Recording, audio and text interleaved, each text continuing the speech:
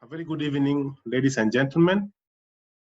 We are delighted you have decided to join us for this webinar,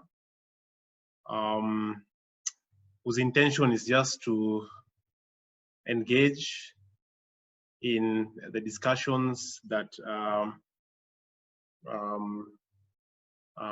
coming just before the national budget is read.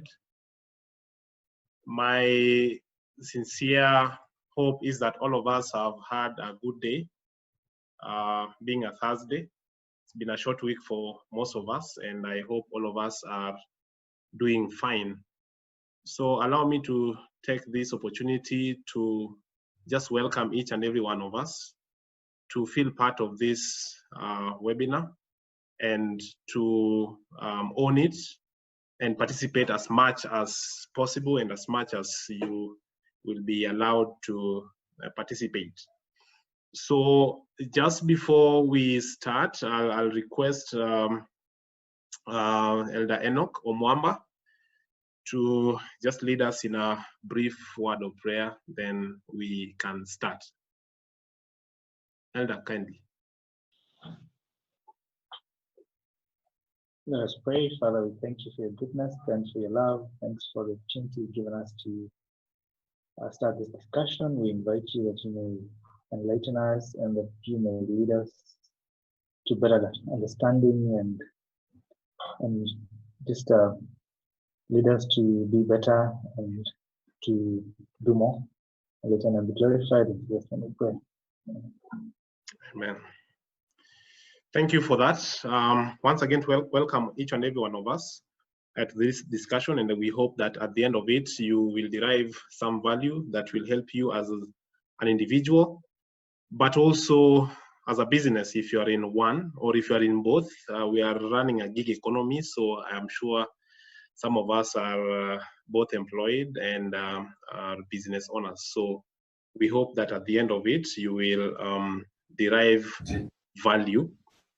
Now, our discussion today is on a pre-budget. It's a pre-budget discussion where we are going to just look at the state of the Kenyan economy and what really it means to all of us as individuals or as businesses or as both. So as you are all aware, we are living at a time where governments, are running out of options. We are living at a time when business owners cannot inject more money into their businesses because of the many uncertainties that lie on their way. We are living at a time when employers are trying to, minimize their costs by either laying off or cutting salaries, employee salaries or staff costs, and not maximizing their returns at all because of the situation we are in. So in times like this, we then need to come out and discuss how then do we move from here. In times like this, we then should come out and ask the government, what is the government doing to make things better? And especially for a time as this when the budget is just about to be read, which now informs the going-ons of the economy, then we need to come together and just put our heads together and discuss and find out what then lies ahead and how then do we approach the future that looks uncertain, yet very certain. So this event has been organized by Lavington Tickets. So Lavington Tickets is a member of Dignity and Meaning Group. It's a forums and events arm of Dignity and Meaning Group. So Lavington Tickets focuses mostly, their focus is to enrich young people's intellectual as well as social experiences through Christian-based social programs and events. So mostly the events and forums are organized by monthly or annually, depending on the scope of coverage. And the desire is that the information shared from these spaces will ensure personal and business development by, enhancing our intellectual interactions besides just spiritual. So the desire is to make Christian youth socially prosperous and as informed and up to date as possible, while calling their interest to actively occupy till it comes, because that is what we have been given. So then allow me to introduce my co-host. I'll be your host, Keldin Owande, and allow me to introduce my co-host, Beryl Lando. Beryl, if you're there, kindly say a word. Hi guys, good evening. Good evening. Thank you for that. Good evening. Thank you, Edward, for that. So then, the discussion is going to be led by a group of panelists, and I just want to ask Beryl to bring to our attention who the panelists are, so that we then interact with people we know. So Beryl, welcome. Thank you, Keldin. Thank you very much. Our first panelist is Enoch Omambwa. He's a finance professional and has worked in the banking sector for over 12 years, both local and international institutions in various capacities: finance, credit, client coverage, and strategy.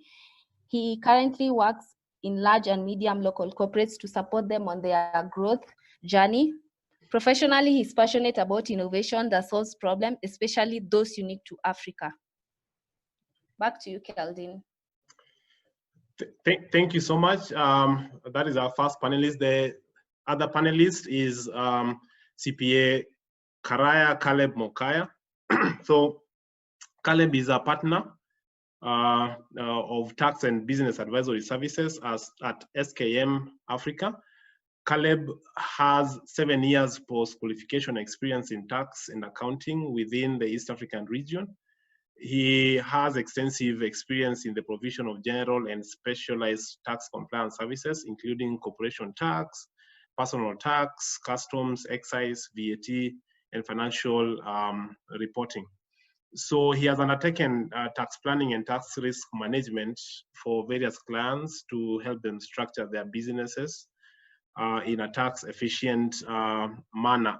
He has robust rapport skills, and this has led to many mutual relationships with regulatory and policy bodies.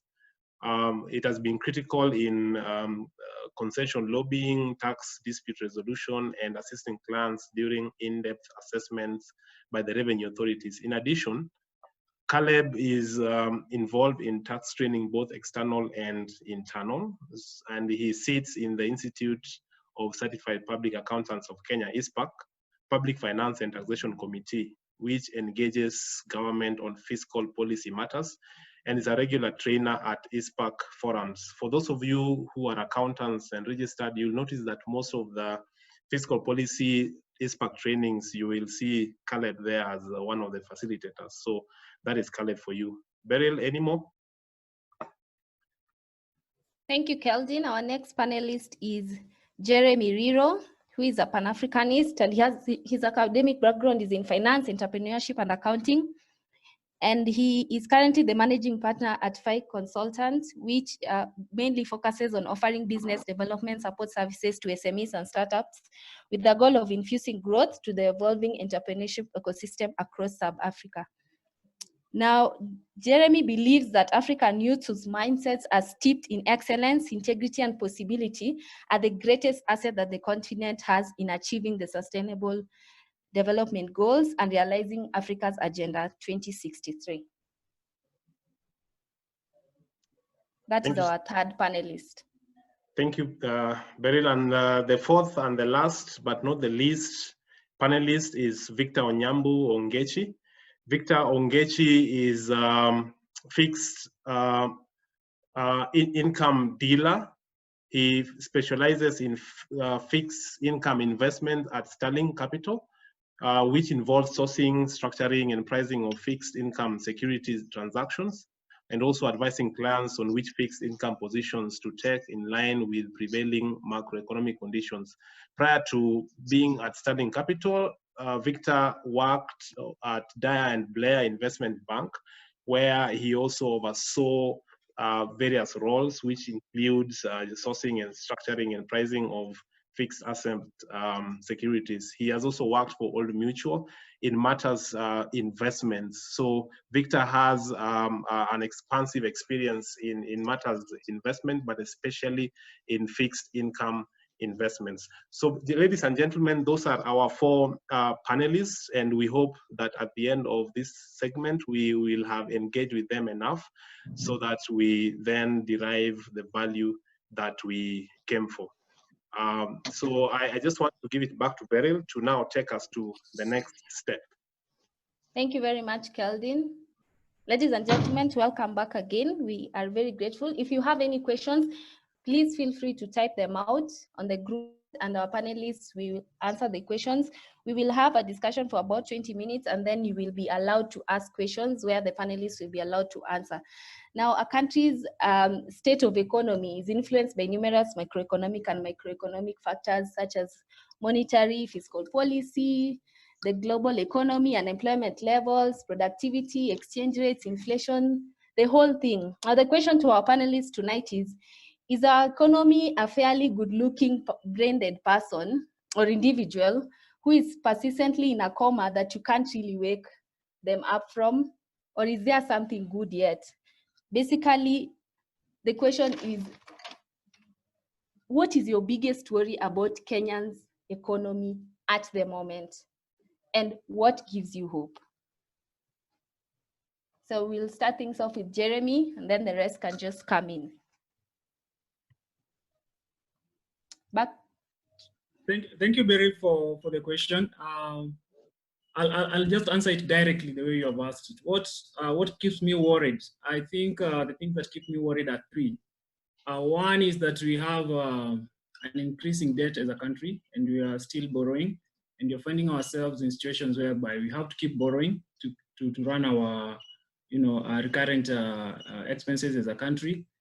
That's one. So huge levels of debt, they keep me worried, because at some point we'll have to repay that, and how that looks like is not yet defined clearly when you're borrowing.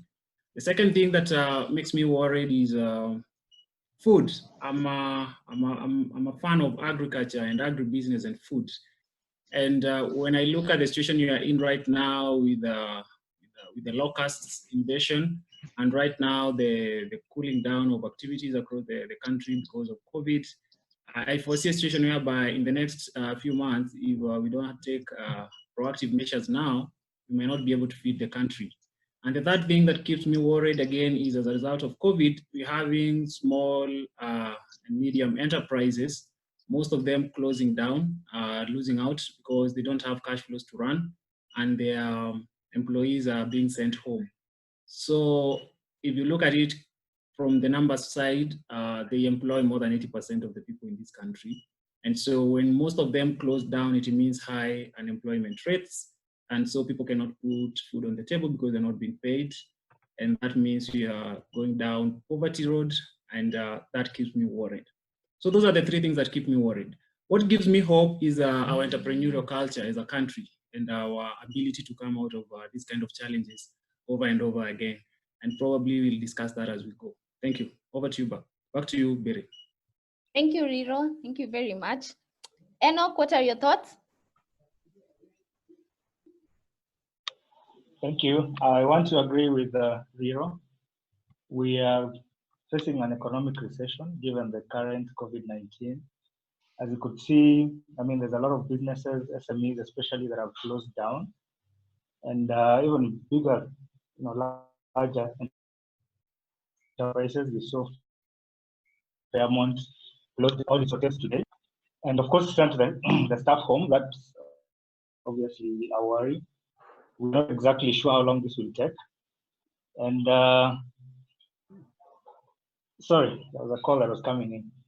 I mean, yeah, so the role of the government really is, one, to ensure that there is productivity in the country, to ensure that unemployment is low, and 3, to ensure that the prices of goods are actually contained.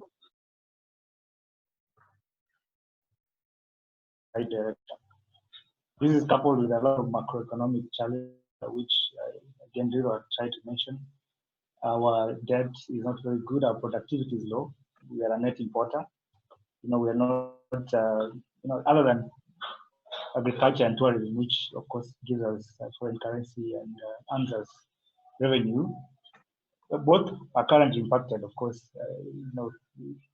We are not able to export flowers. You could see agriculture also is affected by the things like locusts that started earlier in the year. We need to diversify our income so that at least we don't rely heavily on one source of income, like the government doesn't rely so much on tax.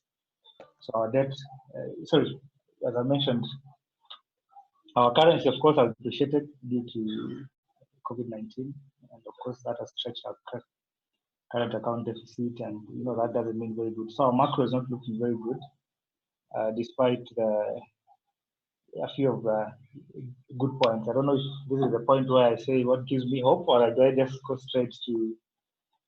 Do I just leave it there on what gives me? What gives you hope? Okay, what gives me hope is, one, yes, we have a very productive and engaged in Kenya, one. Number two, the government is very deliberate. The government is very deliberate in what it's doing. One, of course, you saw the government repealing the interest rate cap to allow at least access to, private sector credit. The economic stimulus package, that's very deliberate support for the SMEs. And then, of course, from the banking sector, you could see, like cashes was lowered from 5.25 to 4% to help the banks restructure any client who was alone and is in distress. And of course, to support those clients that are manufacturing essential goods during this time. It also reduced the central bank rates by 100 basis points in March, and of course, we saw a further reduction in April to about 7%. And we expect this to continue, just to give this incentives to the private sector, and that gives me a lot of hope. You could see also the government, reduce the VAT and income tax and all this, just to try and help both SMEs and individuals. So that gives me hope. Thank you.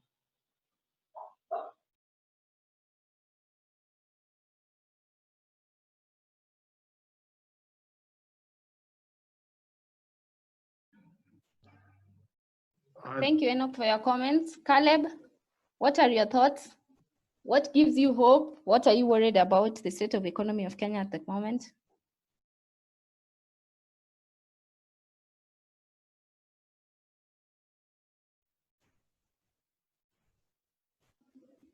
As Caleb is preparing, Victor, what gives you hope and what are you worried about the current state of economy of this country? Thank you so much, Barry, and good evening to all of us. My worry is basically tied to what the previous speakers have said, but mine, I want to approach it from an angle of policy, and my worry is on the side of fiscal policy. You know that government is basically divided into two. There's monetary policy that controls the supply of money, and then there's fiscal policy that deals with government income and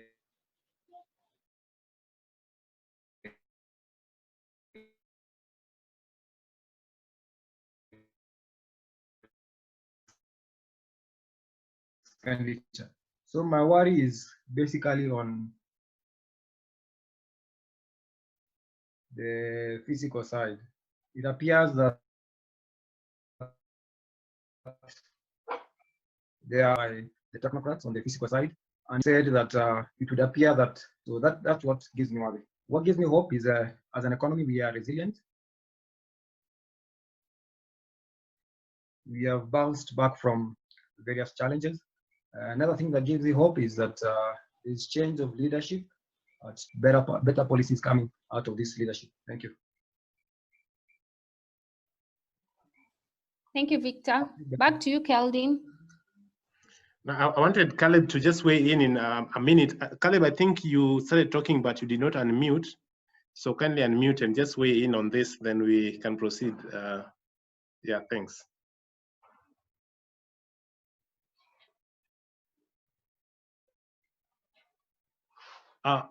Caleb, we can't hear you still.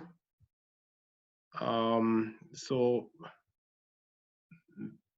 maybe you can try and fix the mouthpiece.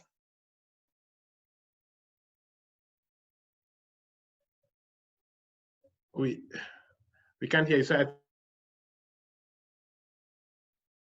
I think as Caleb fixes that, we'll give him some time to do that. But I want to throw this to Enoch and Victor, because they have touched on it.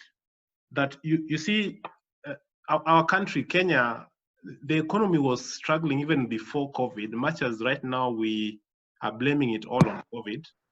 And the government was already broke, quote unquote, even before COVID. However, the government has promised some 53.7 billion economic stimulus package to support small businesses. Where is the government going to get this, seeing that we were already doing badly even before COVID? And how will this stimulus trickle down to the common mwananchi? Is this enough to stimulate the small businesses? So just tell us, maybe starting with Enoch on this, how is the government going to fund this, the 53.7 billion economic stimulus package that it has promised?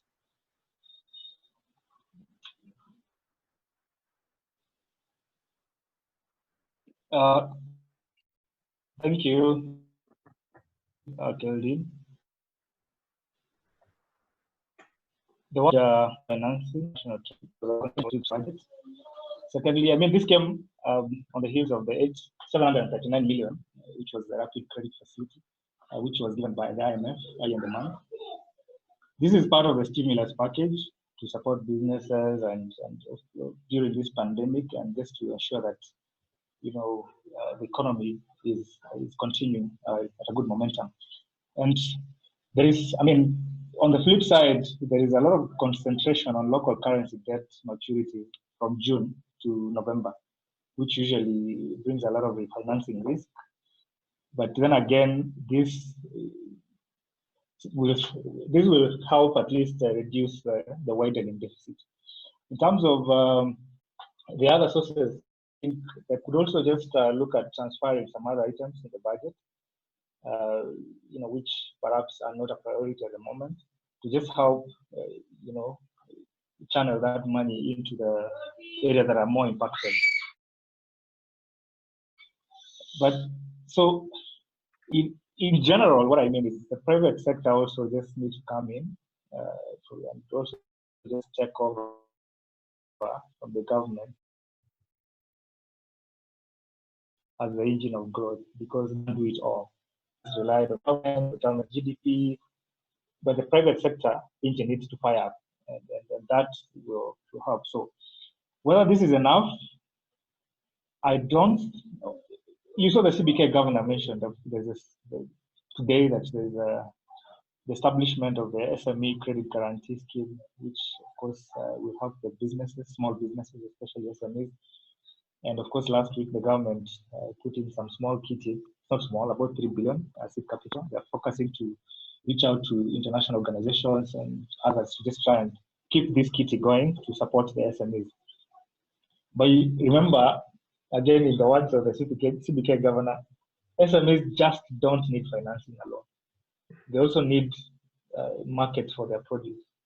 They need to cushion, they need skills to cushion them from risks, because if you just give them money, then obviously the challenge is going to be what the productivity of it.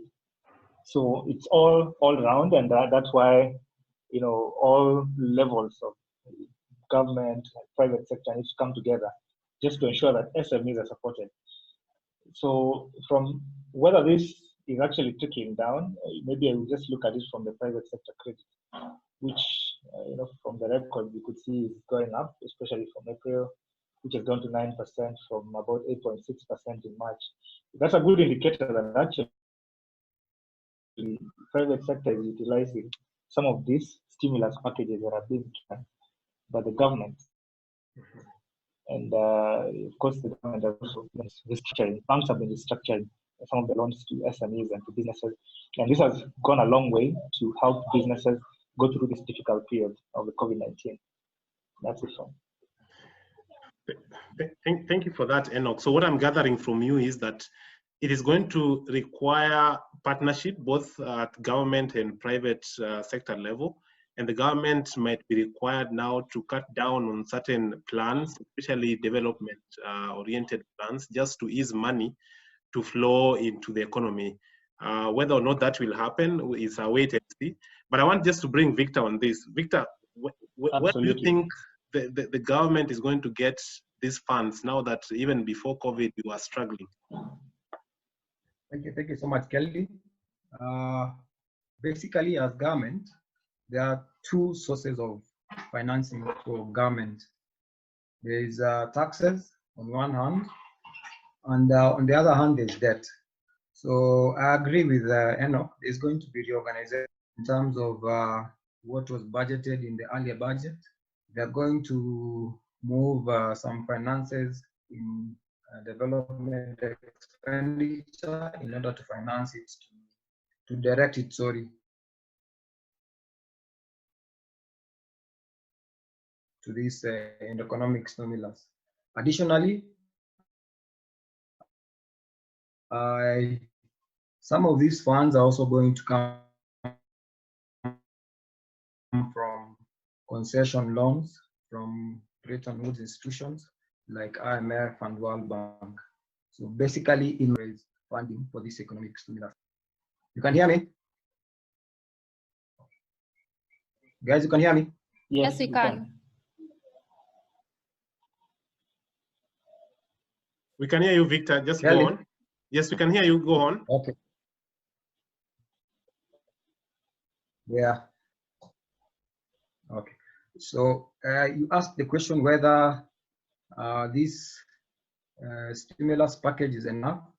In a world of economics, resources are never enough. This is simply because resources are limited, but funds are unlimited. So what government is doing is trying to prioritize these limited resources to sectors that it feels play a significant role in our economy as a whole. So on principle, it's designed to succeed. But what makes the difference is the implementation. Plans appear well calculated. Now the challenge appears on the execution side. I won't be surprised that there are entrepreneurs who are waiting to feast on on this money. So it's an issue of implementation. It's a good plan, but now the problem is implementation.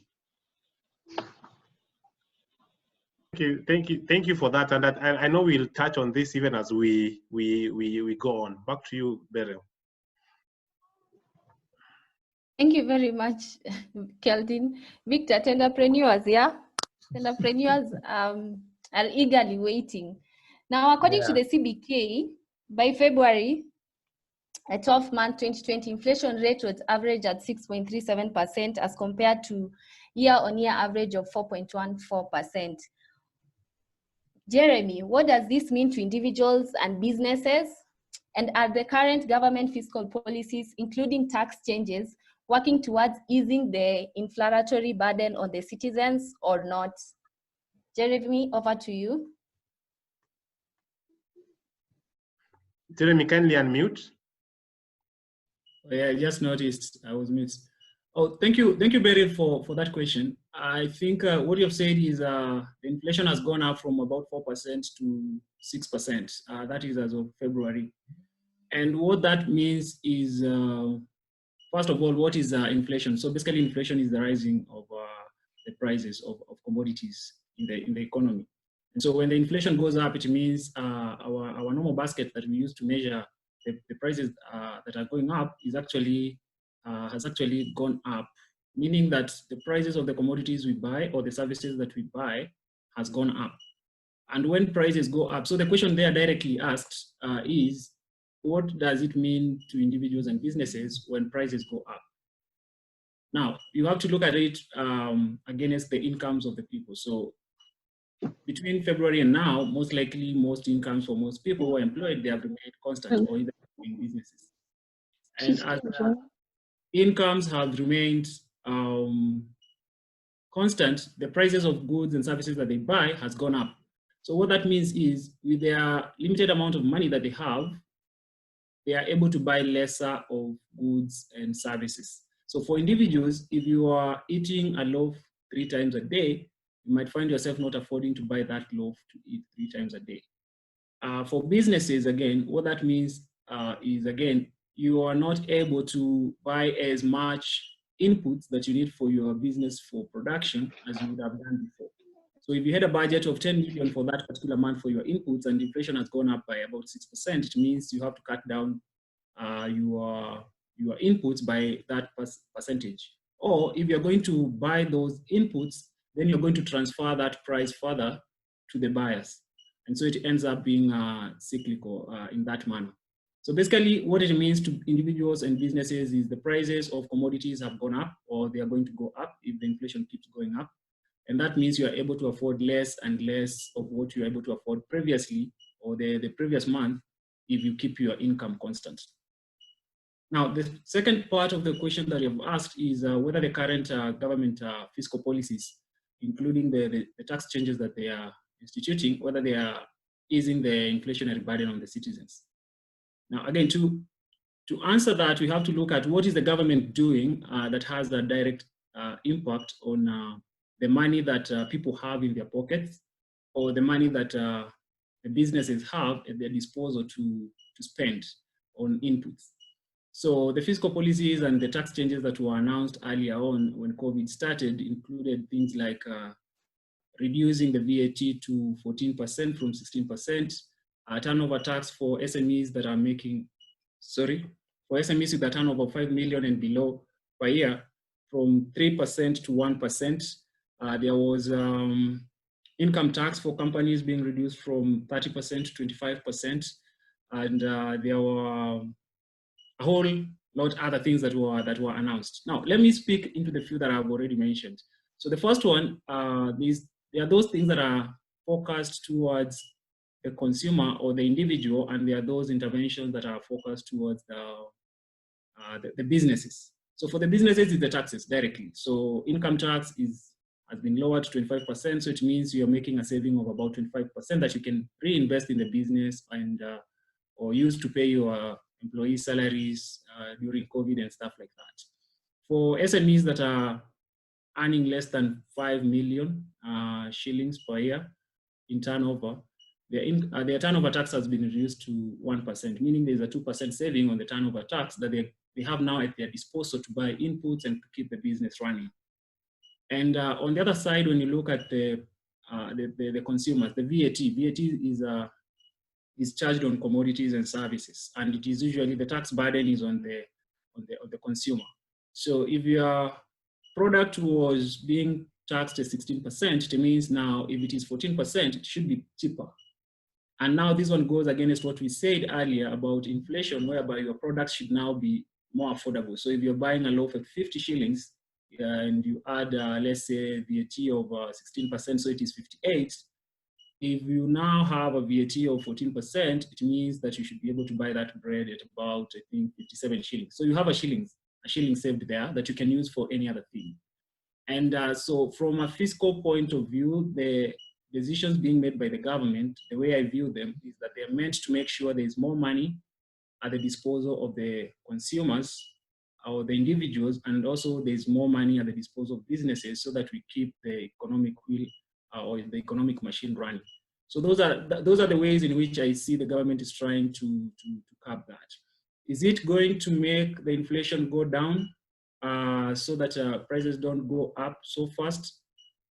I really don't think so, because we're in a context whereby, because of COVID again, we have demand is being restricted because of the incomes that people have being lower. Salaries are being cut and those kind of things.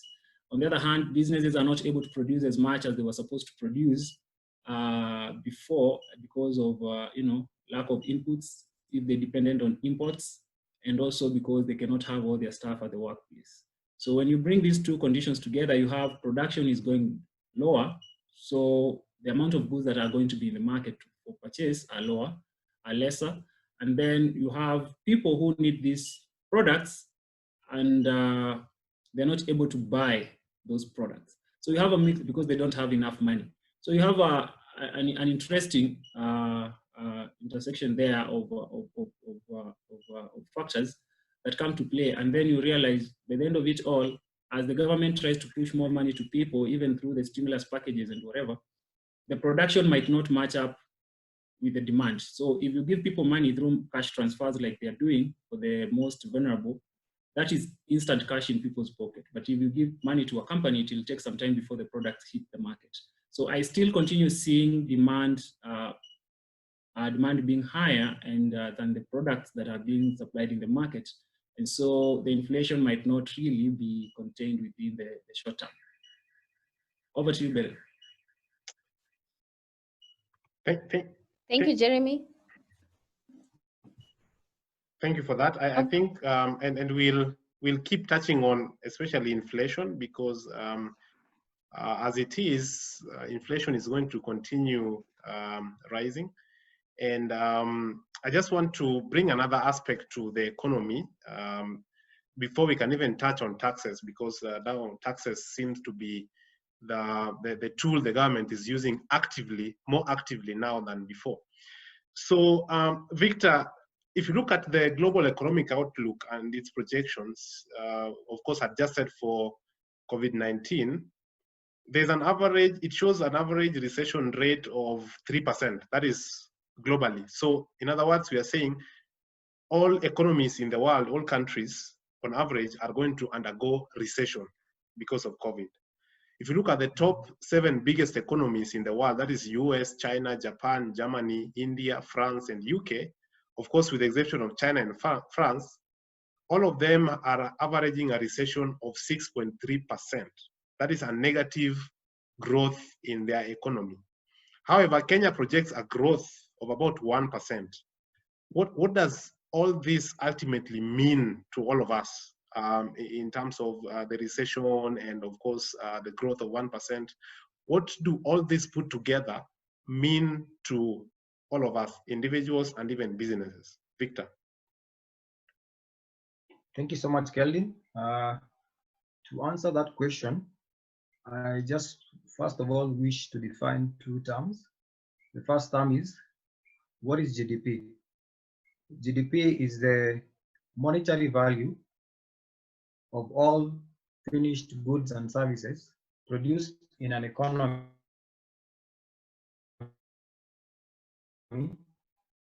over a certain time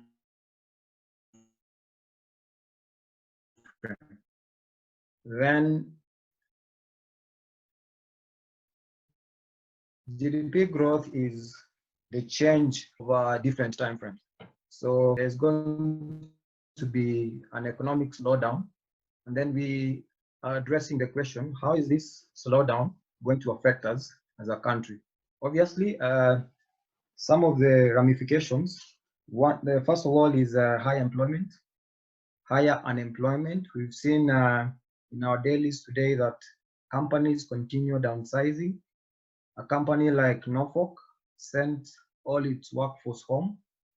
A hospital like Mata has asked staff to take significant pay cuts. So all this is contributing to higher levels of unemployment.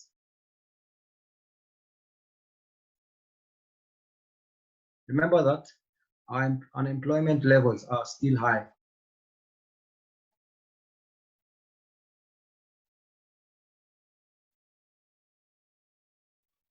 So this one is going to make the level of income households, that is as they used to make even prior to COVID. third implication is that we are likely to see more government borrowing, both from commercial loans and concessionary borrowing. Fourthly, lower exports. You know that our sectors like horticulture, we export to countries like the US and the UK, and since these to experience recession, they're likely to spend less on to focus on priorities, not on items like flowers and other stuff. So it's likely to impact on our exports. Fifth is lower tourism. Tourism is a big sector for Kenya, and our tourism sector has been growing over time, and this has come as a hindrance. So whatever is happening is going to lower the number of tourists visiting our country, which in turn has and what we're going to get in terms of foreign exchange. Lastly, there's going to be a slowdown in the real estate sector because like the real estate take a hit. So we're going to experience a slowdown on some of those sectors. So those are just some of the effects that you're going to experience as a result of a slowdown in the economy. However, you might ask yourself, is there any positive that might come out from a slowdown in this economy? For me, at times like this, it's a time to perhaps, if you've been having a hobby or something that you've been thinking and you've not, you felt like you haven't had time, it's like they're also positive. So I just want to look at it holistically. There are positives. There are good things that are going to come from the economic slowdown. Thank you, Kelly. Thank you so much. But maybe just to take you back a bit, when you say that we are going to see, can I add something? Go on, Enoch. There's a very important point that Victor just mentioned, and I just wanted to reiterate that in this kind of economy, if you don't just invest in to just prospect. I mean, like in the real estate you mentioned, we're going to see a lot of challenges, and if you're buying land or a house, if you're not living in it, let it generate income. This is not the time to just buy unless you have excess liquidity or cash. There's no point of buying something and letting it there to rest until a time when someone else will come and buy it. That's on a personal level, that it would be useful.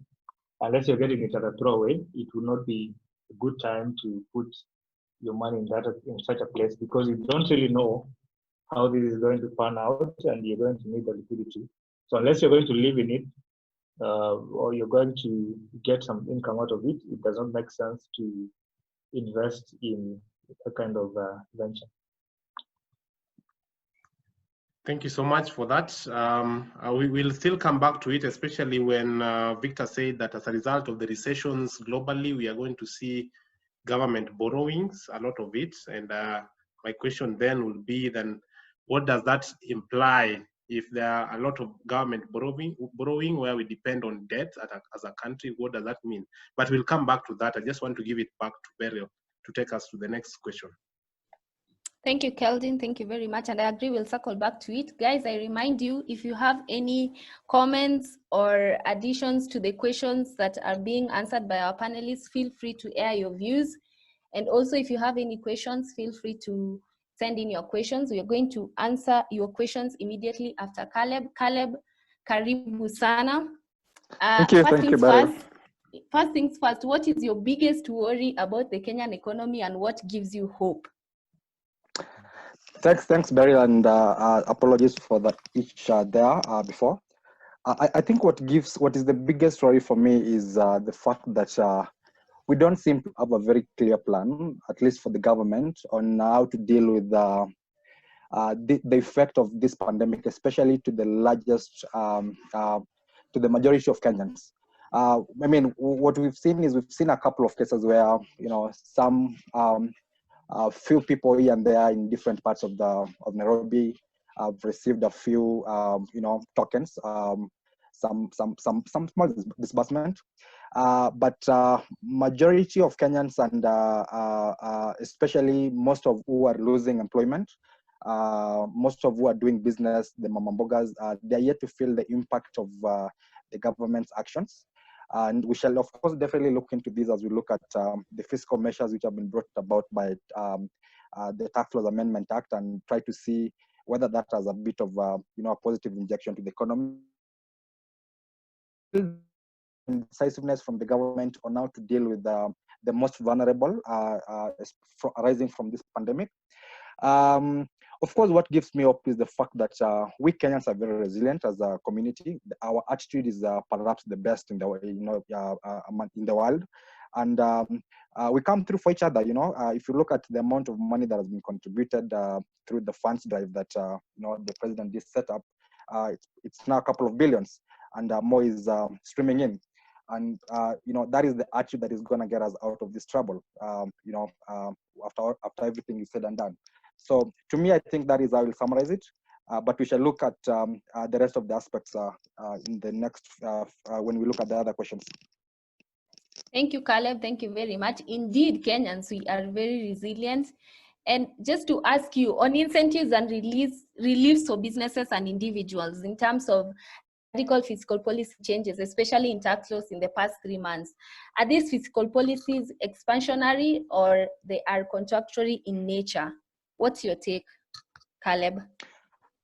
Thanks, Beryl. Certainly, there's been a couple of fiscal policy changes from a tax perspective. In the month of April, we did see the president sign into law the Tax Laws Amendment Act, which came into force on 25th of April 2020.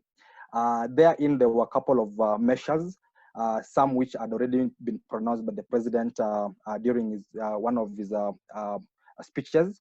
And of course, it did come with a couple of incentives and reliefs to most of us.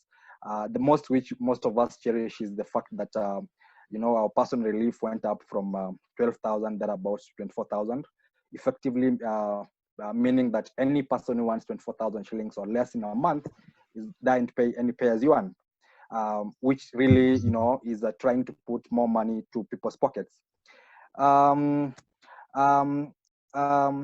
Whether these policies are expansionary or contractionary, it really depends on how you want to look at it. But I do believe they are, it's a mixed basket. They are both expansionary measures or policies and contractionary measures or policies. From an expansionary measures or policies, if you look at what the government has done is it has given with one hand and taken with the other. I'll give you, for example, I'll give you an example. For example, for employees, the pay-as-you-earn bonds were increased by slightly over 75%. So it, which effectively meant that the first pay-as-you-earn band was from 0 to 24,000 shillings. Initially, it was from 0 to around 13,000 shillings. The personal relief also went up from 12,000 to 24,000 shillings. Sorry, they are from 12,000 to around 28,800 shillings in a year, which effectively means that any person who earns 24,000 shillings or less does not pay any tax. For corporation taxes, as Jeremy did allude to earlier,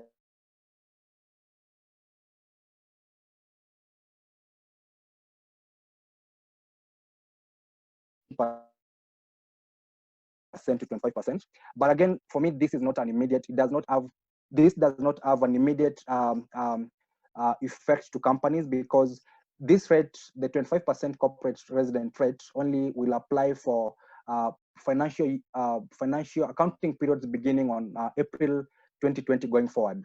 So for companies which are supposed to be paying taxes for financial periods that ended in March, financial periods that will end in May, that will end in June, they can only apportion the 25% rate But otherwise, if your year didn't start in April 2020, then that 25% rate won't apply to you, which effectively means that this is not an immediate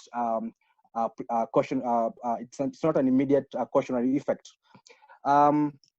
For turnover tax, there was a reduction of rate from 3% to 1%, which is a very good thing. But the question is, even if the rate has gone down, to what extent is this, putting more income to business people? My view is the fact that there is a reduced economic activity across board. Less people, there are reduced hours of operation because of the curfews. There's restriction of movement. Not many of us can go to Eastleigh because it's a restricted area. There's so much that moves from Eastleigh, for example, to other places within Nairobi for supply and sell. And so if the business people who are affected by TOT, that is turnover tax, cannot be able to get the supplies for sale, then however much the rate has gone from 3% to 1%, that does not really give them a reprieve at the very immediate. So to the medium term and long term, these rates perhaps will be very instrumental in making more Kenyans feel the effect of the government. But medium term, is at least for turnover tax and corporation tax, it might not have too much of an effect. Same for employment reliefs, that is the personal relief and the reduction of the pay-as-you-earn rates, the highest in this case being 25%. But with most people losing their jobs, today we saw close to 700 people have lost their jobs from Norfolk. There is also word going around that Martha Hospital has slashed salaries for most of the people. So however much the fiscal policy does speak to trying to put more money to people's pockets, but people do not have income in the first place, then tax might not necessarily be the best option of trying to make these people have some money in their pockets. VAT, a good relief. That is another aspect which definitely should have an impact on most of us, because VAT is a consumption tax. So you incur VAT at the point when you consume a service or you consume a good. So at that particular point, I look at it as a good move. As an expansionary move, the government has taken back so many incentives which initially were provided for under the different tax legislation. For example, now going forward, for those of you who are heavy in investment in different industries, you're putting up a manufacturing entity, you're putting up a warehouse, which we call an industrial building. The government has slashed what we call industrial allowances, investment allowances, significantly. That right now, the highest rate, we shall look at it later in detail, but the highest rate now has gone, has gone down to 50% from 150%. And this is really, with the aim of trying to ensure that we do not erode the tax base. We do not, overwhelm the tax base. So that to me is more of expansionary in nature. The government trying just to ensure that they also have some capacity to collect more revenue. Again, there are so many incentives from an income tax perspective, which the government is very keen to disallow for most companies, which currently are allowable, or just before April 25th, before the Tax Laws Amendment Act came to being, were allowable for deduction as a business expense. What the law is saying is going forward, some of those expenses are not allowable. So again, it brings up, that element of fine. The tax rate has moved from 30% to 25%. But now, whatever I'm allowed to take as a deduction or as an expense has also significantly gone down, which effectively means my profit is going to be higher, and effectively I'm going to pay more tax. So it's really a mix. It's a mixed basket. But at least for the short term, at least me and you who still are in employment, we can at least laugh for now, because we are the beneficiaries of this. Over to you, Beryl.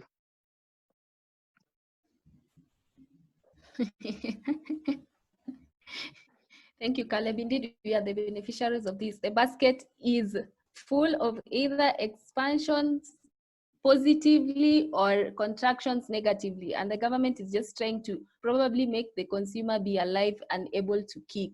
Over to you, Keldin. Thanks so much for that, Caleb. That was very comprehensive, and we will come down to it. We continue to encourage you as much as possible. If you have a question, kindly post it. But if you also just want to make it audibly, you can also raise your hand so that then we can give you the chance. So we are going to take a few questions before we go to the second and the final segment of this. We're going to take questions from you. After that, we will come back, and immediately we come back, I'm going to give an independent observer a chance to just also make a comment on what it means to increase or reduce taxes and what that does to foreign direct investments. So when we are back after the questions, I'll invite Walid Amer. I hope I pronounce it well. So Walid Amer is a friend and is a partner of Elevate Business Consulting, which is an Egyptian company. He is in Egypt right now. So immediately we are back after we take the 3 questions which are already here. Then Walid will just give a comment on how taxes affect foreign direct investments from a foreigner standpoint, now that he's Egyptian and he's in Egypt. So there's no pro or anti-government. So I just want to give Joe Ombati a chance to ask a question. He has a question, then I'll read out 2 more questions and then we will come back. Joe Ombati,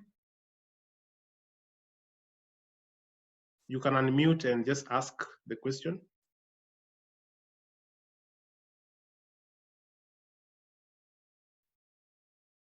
Okay, seems as though Joe is having a challenge with that as he sorts it out. This one I want to ask to Jeremy.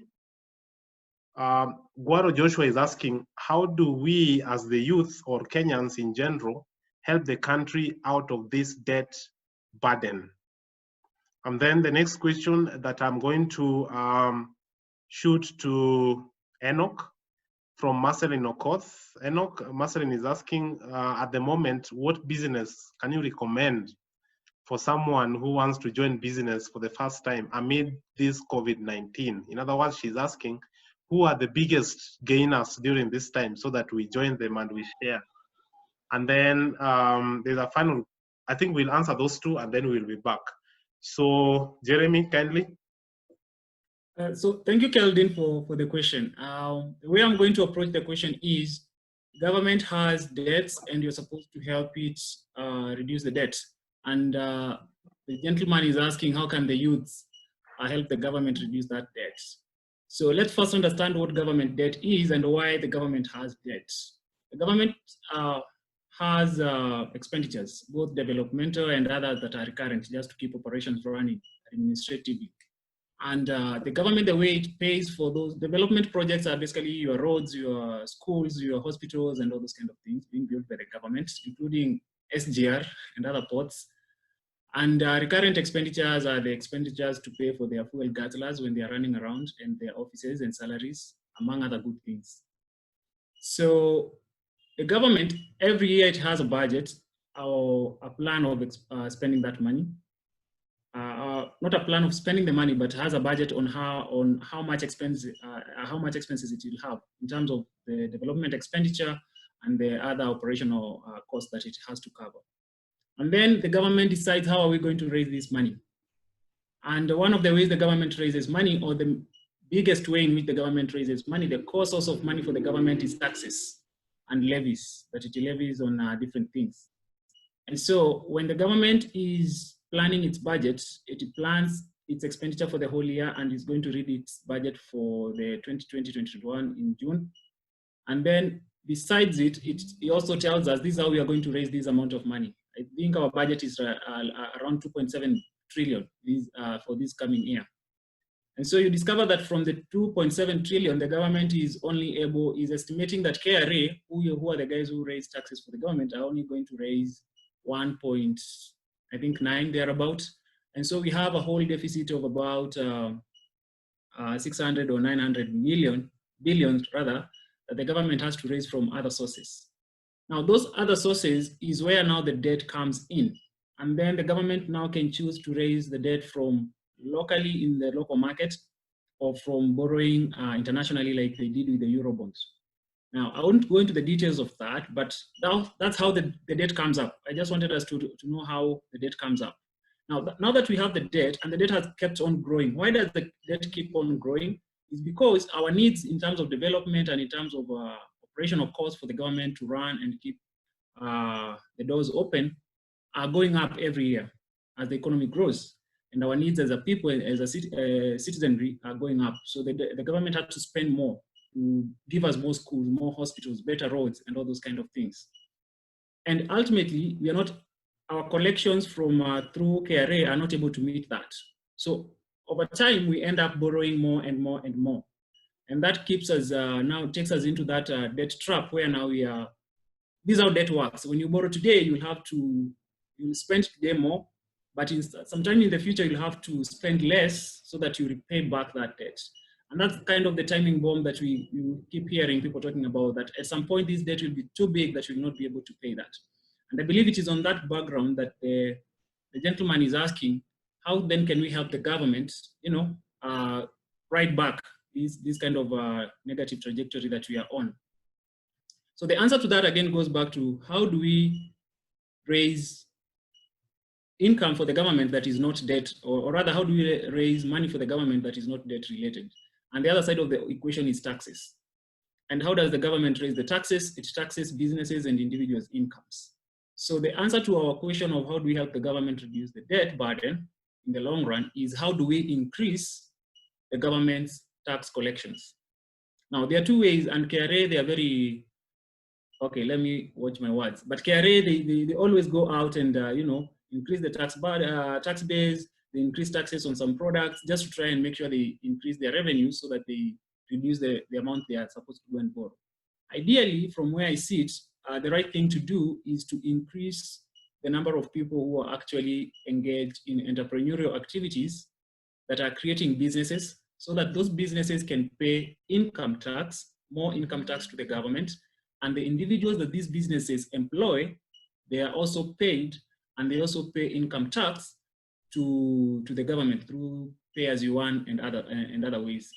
And as these entrepreneurial enterprises and ventures and businesses are growing and their employees are earning more money, they are able to buy more and more products on which the government levies VAT, and it's able to collect more money. So my solution to this question and the way the youth can help the government reduce the debt burden is us going the way of creating more and more of entrepreneurial ventures that are creating both jobs and they are scaling and they are sustainable. Sustainability here meaning they are profitable so that the government can tax it. And so that's the only way for us to do that. But you find, again, there's a whole conversation about more than 75% of the businesses that begin dying within 3 years. And the role of the government in creating an enabling environment for those kind of enterprises to grow now comes into question. Have the government put in place the right policies and the right environment to support these kind of businesses to grow? So to close on that question, I would like to say it's a matter of help me, I help you between the government and the youth. So the government should create that enabling environment so that these businesses can grow. We need more and more of those funds that go to supporting startups and SMEs, not as a matter of relief fund during COVID, but as a matter of continuous policy, even when the economy is just operating normally. So that we have more and more businesses coming up, more and more youths being supported in their startups, in their side hustles, in their SMEs, both in urban areas and mashinani, so that as they generate more income, as they get more formalized and employ more people, the government has more to tax. So the government should help us to create more wealth and then it taxes it. So nisaidie nikusaidie. Over to you, Kelvin. Thank you so much for that. That was also very comprehensive. I feel like I've just had an MBA in government debt this evening. Thank you for that. Enoch, who are the gainers during this time so that we can start businesses along that line? Or which business do you think someone can start? Thank you.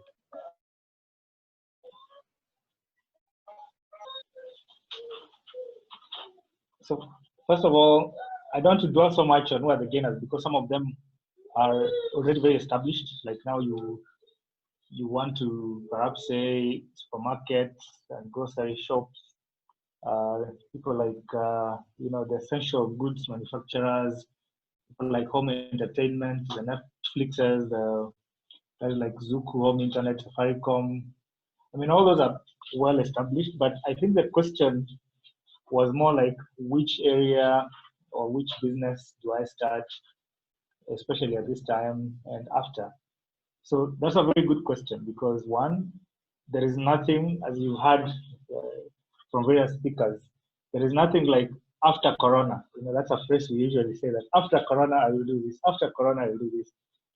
Just start thinking alongside Corona. What can I do now that is going to be relevant even after Corona? So, and to answer that question, I started first by saying, look at the trends. One, of course, people are at home. When people are at home, what does that mean? We're going to see a lot of real estate or concrete real estate being disrupted. So a lot of offices, people or SMEs are not going to need offices. People are going to work from home. You will realize suddenly that you can actually work from home. So is that something perhaps you need to start looking at? Is there things that people need, like home offices that you can supply around that? So stuff around home offices, think about that. Do people need laptops, for example, accessories and all? Do people need phones, home accessories that would support them? As I mentioned earlier again, that SMEs don't just need financing. SMEs also need markets for some of their products. Of course, to just also cushion them from this risk. So think about what are some of those areas you could not necessarily be producing something, but you can help market this. You can help SMEs reach to their market. Around that, I know it's very broad, but if you really think about it, there's a lot of market or marketing that is required. As I mentioned again, people are at home, they need to eat, people need to rest or keep healthy. Yeah, is there an opportunity around that space? The other important thing I need to mention is, before you go into any business, and that I always tell myself, is invest in yourself. That is the biggest investment you can make. Invest in yourself. By investing in yourself means take time during this period to learn a skill. Go into YouTube, read a book, discuss with a friend, learn at least a skill around that area that you would like to perhaps venture into, or that skill might evolve into a business. So during this time, it would be good to just look at what skill you want to learn. It's not too hard. You can go for tutorials online. And if you wanted to play guitar or piano, this is the best time. If you wanted to know how to cook, this is the best time. And I'm challenging Riro to try cooking classes. And so whatever skill that it is that you want to pick up, this is the best time to actually go in and try and unpack it. And once you learn, then it comes as something that you can produce. Remember that this is where economies like China, we've been relying on China to import. We've been importing a lot. Any small thing, including toys, we've been importing from China. Remember, the Chinese, where they invest most is in educating their kids, especially on hands-on. This is the best time to look at what are those things that have been disrupted and perhaps we're not going to import, and start looking at those things.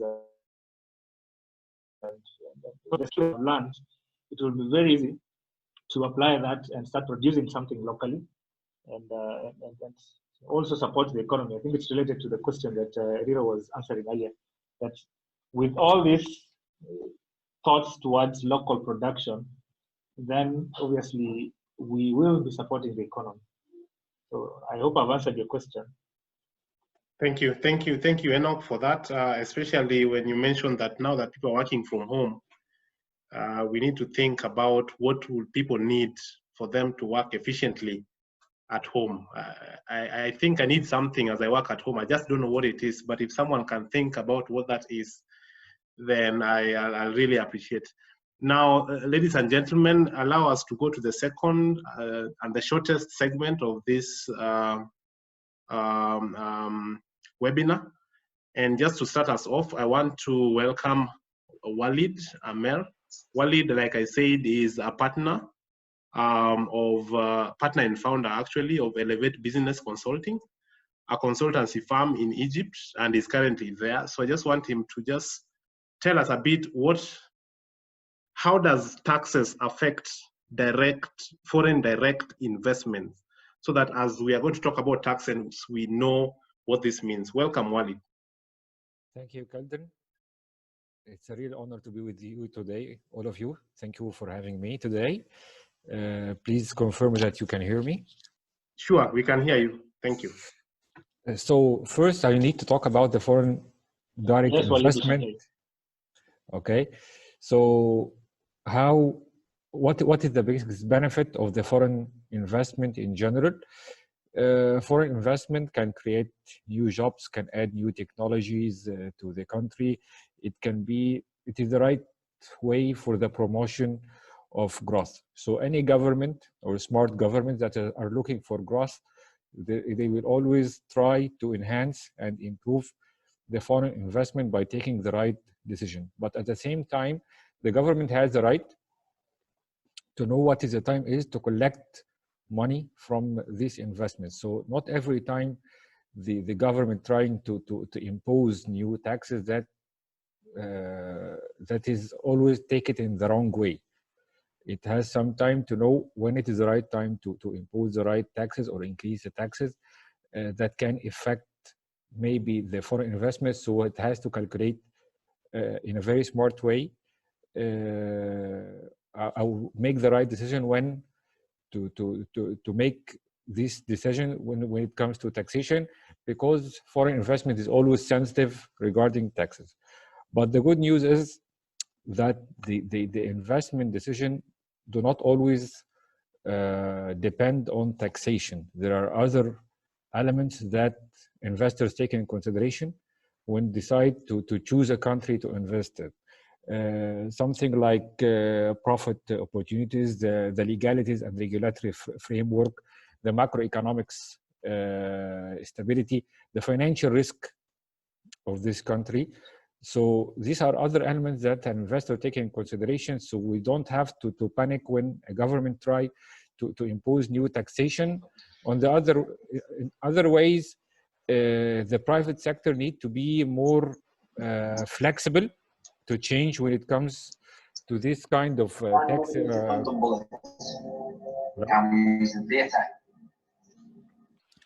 So I mean, the private sector need to be more flexible. So someone open the mic.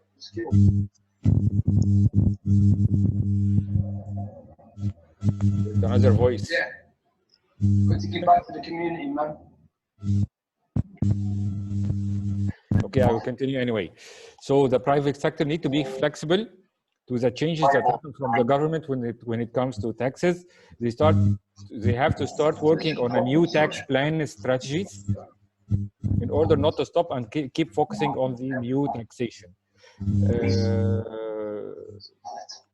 Another thing I want to say in general, I want to give hope for all people. Kenya is not the only country that is suffering from this COVID-19 thing. Everybody is suffering, but from big crises come big opportunities. All we have to do is to think and be flexible to the change, come up with new ideas. I think this pandemic and staying at home, it's a good opportunity for a lot of people to start working on themselves, invest their time. I think this kind of discussion is a very, very, very positive, and it's very good for people to gain new information. If it's any time other than this COVID-19, we won't be having this kind of discussion. So I hope this kind of information will be beneficial for you, and I'm open for any question if anyone has to ask. So, and stay home and stay safe.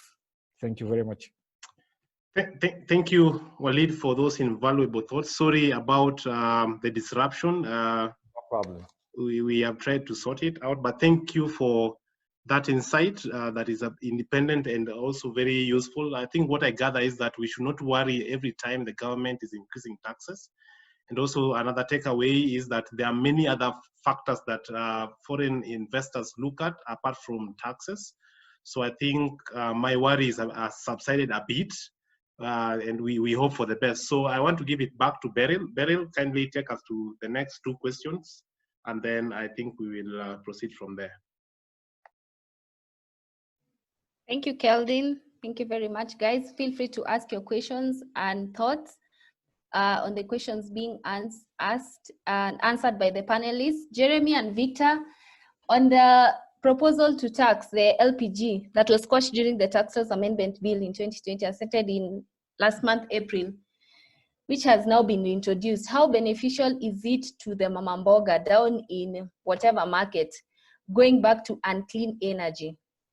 What is the global cost of oil and oil products, including petrol and diesel, which has dropped significantly? Is there something to celebrate? And if it is, for how long? So Jeremy, you can start us off, and then Victor. Over to you, Jeremy. I'll allow Victor to go first. I think I've talked before. Victor has been quiet for some time. I'll donate the time to Victor. Thank you, Jeremy. Victor, back to you.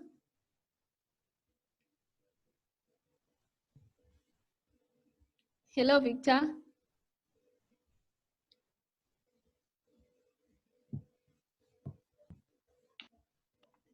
Thank you. I was trying to unmute myself. Thank you so much, Jeremy. And thank you, Beryl. First of all, I just want to give a history of, not really a history, just an explanation why we've seen oil prices really plummet.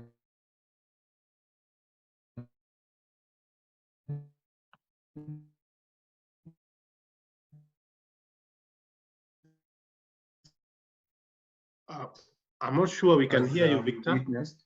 It's an issue of demand and supply. We've seen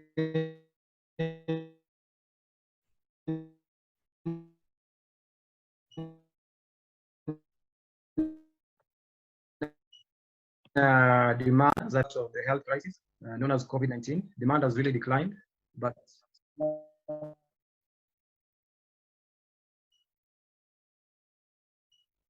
can you hear me?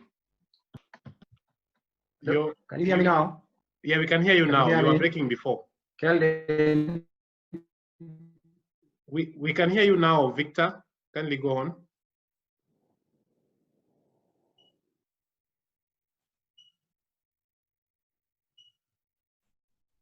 Can you hear me? You can hear me now? Yes, we can hear you, but I think there's a lag between you and us. Okay. Let me start all over by just give an explanation to what has happened to the international oil prices. We have seen prices drop significantly, perhaps to levels of zero, and in some instances touching negative levels. So this is basically an aspect of demand versus supply. The health crisis as a result of COVID-19 has resulted into decreased demand for oil products. We've seen a lot of airlines ground their operations, and airlines use a lot of fuel. Perhaps fuel is the biggest component of their cost.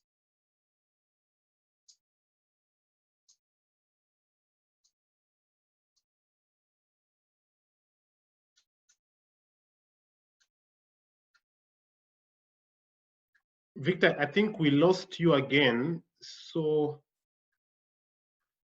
equally, we've seen factories in China, factories across the globe.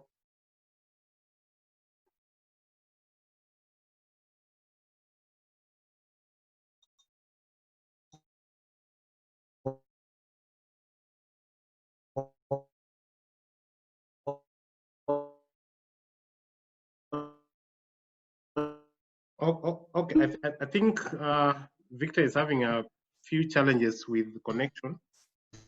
So I think we'll the operations, because in as much as they may want, so there's reduced demand, but the producers of oil, what about now? Can you hear me? We can hear you, but I think there's a lag because the question you're answering, I asked it a while back. There's a bit of a lag, so I think you can sort the connection briefly, and I'll give Jeremy just a few minutes to weigh in on the same as you sort out the connection, then you can come back. Yeah, so thank you, Kelvin. As Victor comes back, I want to focus on the first part of that question of the LPG tax coming back. And of course, like we had said earlier, when taxes go up, the prices go up, and we are not able to afford what we were buying before, or we are able to afford less of what we were buying before. So obviously, as the tax comes in to the LPG, what that means is definitely the prices go up. But now the fact that the other side of the equation that we have to look at is, will the demand be affected and to what extent? So there are two brackets here from where I sit as I look at it. There are those people who are, depending on where you are, they are the low income earners, what we usually like calling bottom of pyramid people who use these LPG. They are very price sensitive. And so an increase in the price of the LPG will push them back to the normal, fossil fuels that they are the other unclean, so to speak, fossil fuels that they use. And so they'll go back to their normal paraffins, their normal charcoals, etc. And then we have another category of people who are, yes, they might be price sensitive, but not so much, especially for a necessity like the cooking gas. And these are your typical middle class and the high net worth individuals, or the high income earners, so to speak. So for this category of people, you'll find that whether the price goes up or not, they'll still continue using the cooking gas. And so I don't see them lowering their demand for the same. An interesting aspect of the same is you'll find most of these households, they have a jiko that they use for makaa with makaa, and they also have the gas. So what might happen in the house is trying to balance between the two, so that to make sure that they maintain their prices, their cost of fuel in the household at a stable level. But looking at the question holistically now, is it a good thing that the tax is happening? Of course, it's not a good thing for the consumer, because it's an increase in price, which affects our ability to buy fuel for cooking and in the house. And when you look at the whole point of, oil prices going down, then it makes that favors now the paraffins that most of these low-income households use, and so they are going to most likely use it more often than they would use the LPG, which is now more expensive. And from an environmental point of view, there's carbon emissions. I know there are people who don't believe in climate change, but that's a whole topic for another day. And then there's the health impacts of the carbon emissions that these people inhale when they're using the paraffin and other carbon monoxide emitting fuels at home. So that is a disadvantage, and I'm not for it. But in terms of mobility, that is transport. When the oil prices go down and people are able to afford cheaper fuel to move from one point to the other, that's good for everyone. In businesses, especially, if your transport costs go down, and transport cost is part of what you put in the pricing, it means you are able to sell your product at a fair pricing, which again plays back to what you were talking about earlier.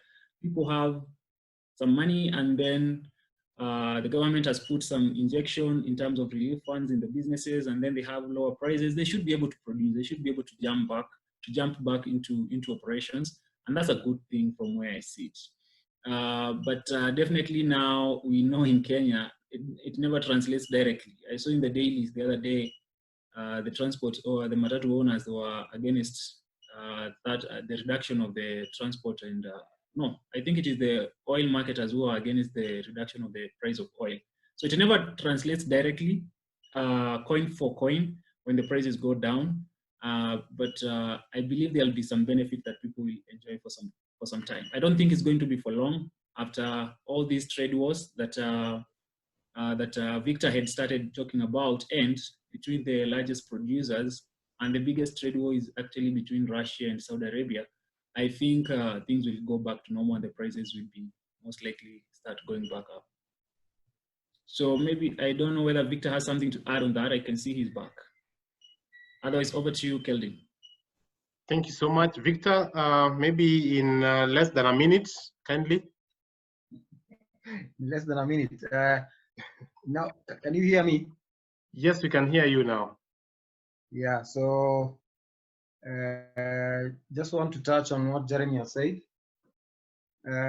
Basically, the significant drop in oil prices is as a result of muted demand relative to supply.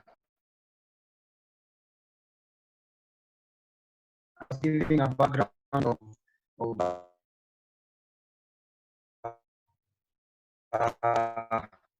where after COVID, we've seen a lot of countries have locked themselves products because airlines and aeroplane factories in China, factories in other developed countries are a big consumer of oil products. So with a slowdown in demand relative to supply, that's why we've seen oil prices really come down significantly. For us as a country, we know that we import oil and oil products, and this constitutes the biggest item for our import bill.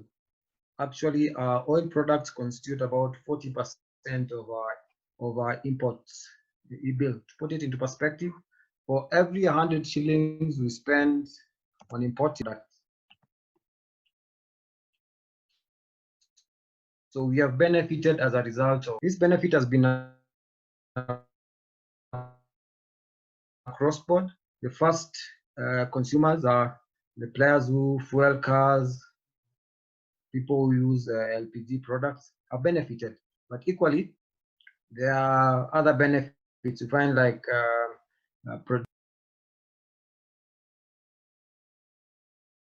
on electricity that is generated from oil products have also benefited, and we've seen such producers enjoy a reduction in cost of production as a result of the reduced, or how the benefits are going to trickle down the economy. We are seeing that economies are slowly reopening. Factories in China are slowly going back to business. Factories in the US are also going back to business. So slowly and gradually, but over time, we are going to see a recovery in the oil prices. So yeah, we're enjoying it right now, but slowly as economies and industries reopen, we are going to see an increase in oil prices, and we are going to see prices gradually revert back to the prices they were before COVID. Thank you for that. Of course, someone is asking how come the tokens shuka. Yeah, maybe just a clarification before I can bring in Caleb once more with the tax changes. The introduction of VAT on LPG, that is the cooking gas, is a proposal in the finance bill, so it is yet to be debated in the parliament, so it's not effective yet.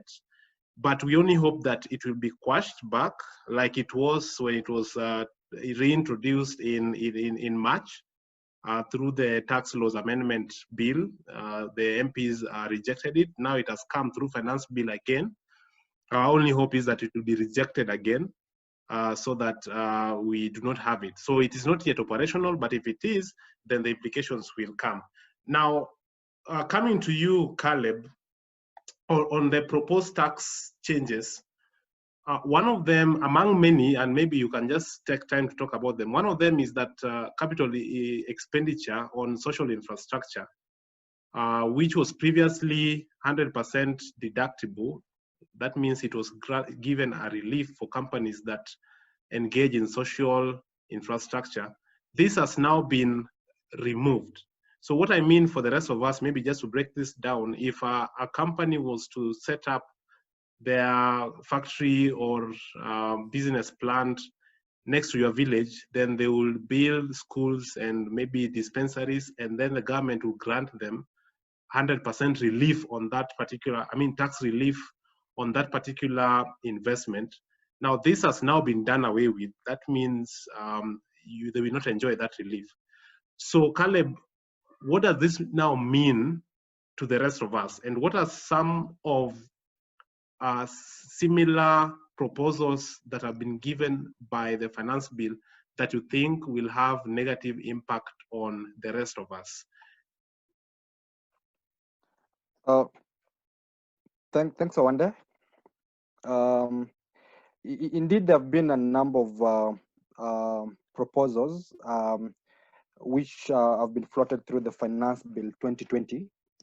As you rightly mentioned with regards to VAT on LPG, this proposal was there in the Tax Laws Amendment Act. Parliament, in their wisdom, felt like it's not a very good proposal considering the time which we are in at the moment, and they did reject it. And of course, it's extremely interesting why that Treasury and carriers are reintroducing it through the Finance Bill 2020. Just perhaps to put a context on this, Parliament is guided and is run through the standing orders, and Standing Order 41, to be precise, does provide on the conduct of motions in Parliament. That is the National Assembly. And it does provide that a motion cannot be retabled in Parliament if it was debated and 6 months have not lapsed since it was debated, whether the motion was approved or rejected.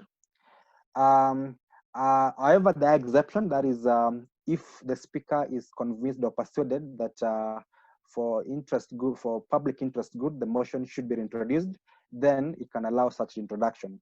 So we're yet to see how Parliament will react, because there are a couple of proposals which were there in the Tax Laws Amendment Bill that were shut down or rejected by Parliament, which have found their way to Parliament again through the Finance Bill 2020. So one of those is the LPG proposal, that is to introduce VAT on LPG. The other one is the proposal which we are talking about at the moment, the disallowability or KRA disallowing or rejecting the deductibility of social infrastructure expenses. So what is a social infrastructure expense? So as you alluded to, it relates to if a company puts up a factory or a plant or within a particular vicinity which is out of an urban area, then they will have to do the roads. Perhaps they'll have to put the electricity over there. They'll have to put some water system in place, what we call civil works basically. And those are what we call social infrastructures. They might need to put up a school, they might need to put up a health facility, and because the workforce and the employees of that particular plant or that particular factory will need these essential utilities and these essential facilities. So they put it for their people and for the communities around that place. And what the law provides right now is any investor or any business that does go that route of putting up social infrastructure, upon approval from the CS of National Treasury, the expenditure relating to social infrastructure is 100% deductible in determining your taxable profit. This is the case up to now, but National Treasury and of course KRA are keen to have this off. Their reasoning is very simple. They're guided with the fact that we need to increase our tax base. And how do we increase our tax base? Reduce, cut off all expenses which are not necessarily, exclusively and wholly incurred in the generation of business income. So if an expenditure, and that is the preamble of the deductibility of business expenses, it needs to, you need to be able to demonstrate that a particular expense is incurred for the generation of your income or for the production of your income. If there is a disconnect or you are struggling to connect how you have incurred a particular expense to how you generate your income, then that expense is ideally not deductible. So what the government is saying is, for some of these expenses which are not incurred in generation of your income, then you should not take a deduction of the same. And the only question is, to what extent can corporate social responsibilities assist government to achieve its mandate? Because some of these objectives, some of these responsibilities are government responsibilities. It's the government responsibility to provide, and this is constitutional, to provide, adequate housing, proper housing, clean water, access to decent healthcare facilities, and these are rights provided from the Constitution. And to some extent, we have seen so many corporates. We've seen Safaricom, for example, through the M-Pesa Foundation. For some of you have been to Magadi. Magadi has done a lot in terms of putting up an health facility, a school, and so many other social infrastructure. In Turkana, for instance, there are a couple of Talo has done a lot of social infrastructure development, and these are government responsibilities. But private sector is playing a big role in trying to ensure that in areas where they operate, they get to leave an impact. And getting to see such kind of move from the government, then to be honest, it baffles me, as a person. In my view, it's a very not well thought through provision. The intention is to increase the tax revenue, but it's not looking at the larger good which private sector plays in trying to support government in its execution of its mandate. You did ask me to talk about a couple of other proposals which the government intends to remove or more or less of repeal from the tax law.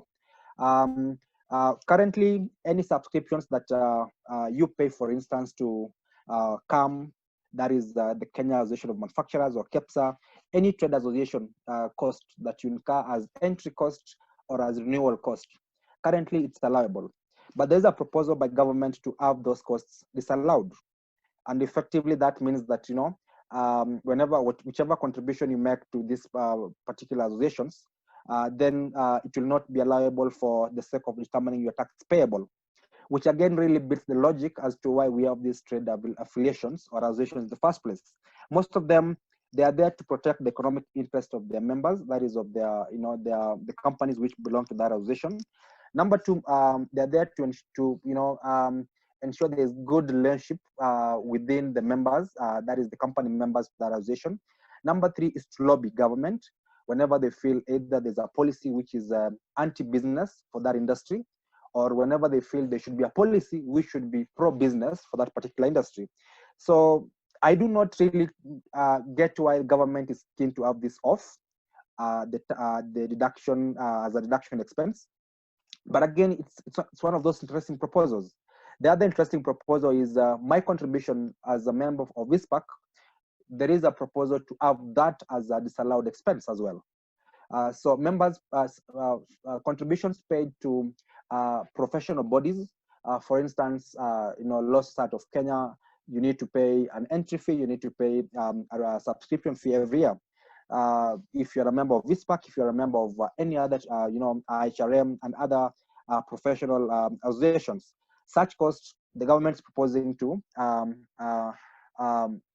disallow it, as a deductible expense when determining your taxable profit. And the intention is, whereas the intention is good, that we want to increase our tax base, we don't want to erode our tax base and therefore collect more taxes from corporates. But the question is, the preamble of deduction of expenses when determining your taxable profit, you need to connect whether the expenses are incurred fully in the generation or in the production of your income. And most of these expenses which we are highlighting are indeed connected to generation of income for most of these businesses. So it really doesn't add well, and it then go down well with taxpayers with some of these policies which the government is introducing. Over to you, Keldin. Wow. Thank you very much. And I agree, 100% relief for such expenditures should be extended to factories and businesses operating in remote areas for construction of social amenities. And you just mentioned Magadi, which is a place I grew up in. And also, I am very grateful for. So I agree with you completely. Now, Caleb, just to bring you Yes. up. Hello? Yes, yes. Can I can hear you pretty well. you guys hear me? Yes, we can hear you, Beryl. Yes, Go we on. can. Okay, thank you very much. Thank you, Caleb. Now, Enoch, 2 questions for you from one of our participants. The question is, Central Bank in Kenya, as well as many other countries, is pouring money into the economy to try and keep economies running. How is this money going to be repaid back? And also, can Central Bank choose to print a lot of money to bail its country out of its debts? Enoch, over to you, Enoch. First of all, Central Bank is the banker of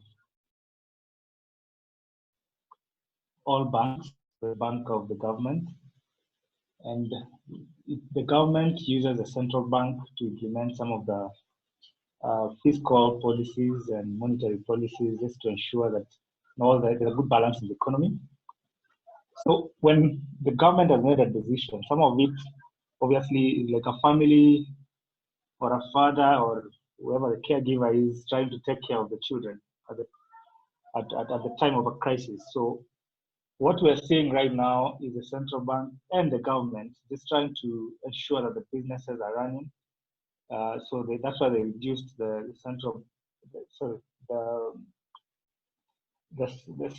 CRR rates to 4%. That's the cash reserve ratio to 4.25, and all 1% just to ensure that the banks restructure some of these loans. Some of the other economic stimulus, some of them come in form of grants, and others will definitely be paid through these businesses, paying the banks, who in turn will pay the central bank, especially now on the CRR rate goes up and all that. In terms of, can the government print money? That's a very interesting question. I think Jeremy also tried to allude to it in terms of inflation. The government cannot print money unless it is the last resort. Unless it is the last resort, last and final resort, which I just want to take you to Zimbabwe, and where you would go with a wheelbarrow to buy a loaf of bread, and someone would come and buy the wheelbarrow because the money inside the wheelbarrow is worthless, and the wheelbarrow is more expensive than the money. And if the government prints money, so when the economy is in a recession like we're going through right now, the government has an obligation to ensure that one, the employment is kept going. Number two, as I mentioned, prices of goods. And number three, production is happening. So coming back to, let's start with the individual employment. The government has to ensure people are employed. Why? Because it is the one side of the private spending that supports the business spending. So if you do not have disposable income, you're not going to spend. You go to the supermarket and say, instead of buying bread and buying margarine or jam, I will just buy bread alone, because your disposable income has gone down. So what happens to the company that's producing jam or producing margarine? It means their sales go down. If their sales go down, they might lay off more people, and if they lay off more people, it means they're struggling, and so private sector is all affected. So there's another vicious cycle. It means people are not employed, more people are not employed, and it means that on the macro scale, these companies, if they had loans with banks, they cannot pay. So the government has to release some money into the economy through, either open market operations, just releasing some securities or buying some securities, just to keep the economy at a certain balance. That way is how the economy manages, especially in the short term. And of course, should the government reach a point where it can no longer sustain it cannot pay debt, it cannot, I mean, there's just no way, last resort. Then it can print money, but that is highly unlikely, and it will lead to severe inflation, and that is why it's discouraged that not any government. I mean, there are so many governments that are in distress right now that the others that took loans. Case in point is Zambia, the others that cannot just print money to pay those loans. I hope I've answered the question. Indeed, you have, Enoch. Thank you very much. Victor, with the current COVID situation, what is the government's likely position for the Agenda 4 on housing, health, the Agenda 4, housing, health, food, and manufacturing? Victor, what is the government's likely position for the Agenda 4? Back on to you, Victor. Thank you, Beryl. I hope you can hear me. Yes, we can. Please proceed. Okay. Agenda 4 is government blueprint that focuses on healthcare, food, manufacturing, and housing. Those 4 sectors of the economy. And these 4 sectors of the economy contribute significantly, perhaps 75% to economic growth. And as I said earlier, economics is about prioritizing because resources are scarce and hence necessitating the need for decisions to be made in competition for many needs. So in itself, the Big 4 agenda is very ambitious, and government seeks to do all these projects in a very short term. What COVID has done is going to put a strain on how government is going to raise resources, and in putting a strain on how government is going to raise resources, this one is also going to affect how these resources are going to trickle down to these 4 sectors that the government has identified. So in a nutshell, COVID is going to, is going to reduce or perhaps lengthen the time that government had initially intended to achieve this Big 4 agenda. However, it's going to have different variations on the different sectors because we've seen COVID has accelerated expenditure into the healthcare system because this is it's a healthcare crisis. We've seen government allocating more and more finances into the healthcare system. So for the healthcare system, it's actually a plus. And because we've seen government putting money into healthcare system, we've seen not only national government but also county governments are putting money into the healthcare system. On the other sectors, housing, as I had alluded earlier, the state of the economy is going to bring a slowdown in the housing sector. So this one is going to slow down the speed at which government was planning to achieve its objective on the housing element. Manufacturing, perhaps another positive that might come out of positive is that we've seen government trying to promote local manufacturers. We've all seen the local guys trying to produce local ventilators, guys trying to produce goods locally that we were producing, that we were initially importing prior to COVID. But at the end of the day, it's a matter of policy. We have a government that gets excited, but along the way loses steam. Take us back to Vision 2030. Started as an excitement, but right now, you'll wonder why government abandoned Vision 2030 to just focus on Agenda 4. But that's a discussion for another day. So on paper, we have very good plans. Perhaps one of the best laid down plans. Challenge now comes in on the execution part. When things now are being put to implementation, that's where the challenge comes in. And as you always say, and as we always hope that things get better, we pray and hope that that is likely going to be the scenario. Thank you so much, Beryl. Thank you very much, Victor. Riro, Jeremy, in 30 seconds, yeah? Could you please advise us, is there anything that an individual or a business can do to increase their disposable income and reduce the tax burden, especially during this COVID-19 pandemic? Over to you, Jeremy. Thank you, Beryl. Because I have 30 seconds, and I'll give one straight answer, which is most individuals, especially those who are working in these small SMEs, basically small businesses, they don't tend to be keen on their tax liabilities and burdens, and as individuals, that is as employees and as an organization. So the first thing you need to do as a small business or as an individual is to go back and look at, am I actually factoring in all the expenses, deductible expenses that I have in my business so that I reduce the amount of tax that I'm paying.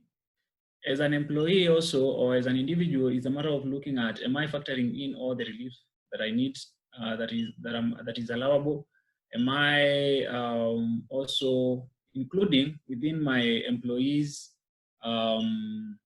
allowable deductions, things that are benefiting them, but at the same time reducing their tax burden. For instance, if you buy your employees lunch, there is a certain amount, I think it's up to 2,400 per month. I don't know, about Caleb can tell us better the exact amount. But if you add it as an employer, it is tax deductible, and you reduce your tax burden. So the recommendation is go back, look at, have you exhausted all the existing legal ways of reducing your tax burden by making sure you account for all the necessary costs that you need to account for, so that you reduce your tax burden. And also as an individual, making sure all the allowables that you can take advantage of to reduce your payee are also factored in. Thank you. Thank you so much. Thank you so much for that, Jeremy. I think there's so much, and there are so many questions that are coming in, but we may not have enough time to maybe answer it. So what I will advise, if you are in business or you are an individual, you need some management consultancy, I'm an investment consultancy. Jeremy is there for you. If you need any issues around your tax planning and tax compliance and tax consultancy and anything of that, then Caleb Mokaya has your back. So if you need any of that, you can reach out to us and we will definitely link you up. So what I'll do is that because we have been with our panelists all this while, I just want to give them 30 seconds each to tell us a word of goodbye in terms of what is their parting shot for us in 30 seconds. And I just want to start with Caleb to tell us his parting shot. Thanks, Kelvin. But may I request for a minute, please, so that I can respond to a question which Jeremy had also responded to, but also get to add with respect to what can a business do in this time to try and ensure that they do not, they do their tax planning and therefore don't pay extra taxes. So first and foremost, to answer Jeremy's question, I think the tax allowable lunch benefit is 4,000 shillings in a month, which makes it 48,000 shillings in a year. So you can, as a business person, you can try see how to juggle between the 200 shillings per day. What can you do as a business person or as a corporate? Jeremy did tackle the individual bit. As a corporate, first and foremost, we encourage corporates especially for 2019 and the years after, subsequent years, we do encourage corporates to move from establishing the installment taxes from prior year basis to current year basis, which effectively shall mean that because prior year basis does assume that you are going to grow by 10% in the current year, and it doesn't look so because of COVID-19. There's a likelihood that business are going to slap down. So for 2020 and subsequent years, we recommend that corporates try to use current year basis to determine their installment taxes. Number two is if you are on turnover tax, we also recommend that you consider electing to the commissioner to allow you to prepare tax using the tax computation basis, as opposed to doing 1% of your turnover, for a very simple reason. If, for example, you're making sales of 10,000 shillings in a month, and your expenses are 20,000 shillings in that same month, because you have maintained your fixed costs. You need to pay rent, you have your employees, but you have only managed to make very marginal sales. So effectively, you'll be in a loss in that particular month. But turnover tax does not recognize losses. It recognizes that you made a sale, you made some income. So it effectively requires you that you do 1% of your top line. So effectively, you end up paying taxes, though technically you're in a loss position. So effectively, we are recommending to entities which fall under turnover tax, and the entities that fall under turnover tax is any entity, including a person who makes a turnover of over 1 million shillings in a year to 50 million. The upper threshold was revised from 5 million to 50 million, effective 25th of April 2020. And therefore, you can see there's so many people who fall in that bracket at the moment. So please consider that. And as my parting shot, Kelvin, thanks for sparing me that extra minute. As a parting shot, this is a disruption year. For the longest time, I think we have always said that technology is disrupting how we are doing things. But 2020 is COVID disrupting how we are doing things. And effectively, that means that we have to change from our way of doing things. If we are in business, we're experiencing a nosedive in business. If we are in employment, perhaps most of us are experiencing salary cuts. Entertainment and social life has been extremely been affected. So effectively, we need just to change, and we need to embrace this. The beauty is we are very adaptive as a country and as a people. It's not going to take a lot of effort. We take care of ourselves. We need each other after COVID. This 2020 is a year of surviving. The year for profits is 2021, perhaps, and 2022 going forward. But 2020, let's ensure we keep safe. We'll be there to make profits in the years to come. Thank you so much, Caleb. That is really noted. A virus bringing disruption to everyone, including governments. That is noted. Victor, your parting shot. Thank you, Kelly. My parting shot is, in as much as we are in a crisis and interesting times, there's always a silver lining in every crisis. If you realize that great innovations or great businesses have been born out of crisis. So it's incumbent upon us to just have a reflection. Businesses, ideas, or activities that we have always procrastinated about starting. COVID has given us a chance to reflect and explore and see whether we can start these businesses, or even perhaps the activities in our lives, their social activities. There is something that was on hold because we were so busy prior to COVID.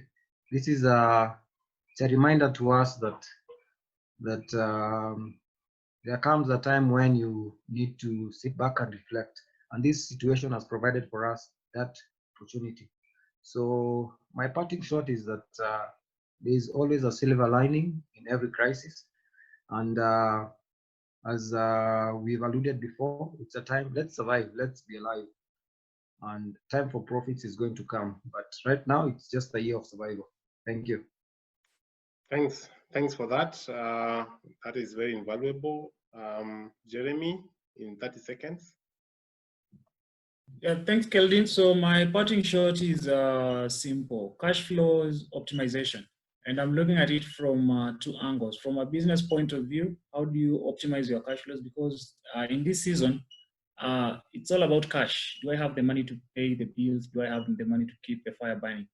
So cash flow optimization, and for businesses, the recommendations are 3, very simple. For the revenues that you have, keep selling to keep generating revenues. You need that money.